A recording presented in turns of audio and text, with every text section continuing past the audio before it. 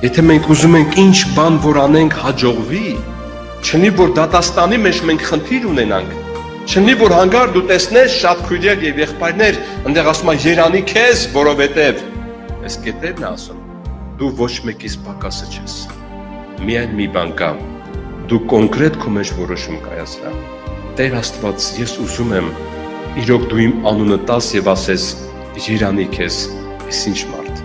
Արի եւ անցի իմ աջ կողմը նստի։ Ժորժ ջան, մենք արդեն այդ շրջանն ենք ապրում, գիտեք, Աստված թողնի մեզ կանգնենք աղոթքի, այս աղոթքի մեջ ինձանից սկսած խնդրենք Աստված իմ, որտեղ որ անբարշտություն ենք արել, որտեղ որ մեղավորների ճամփի մեջ քայլել ենք, որտեղ որ նստել ենք այդ ծաղր անողների նստած տեղը, խնդրում ենք ների մեզի Աստված իմ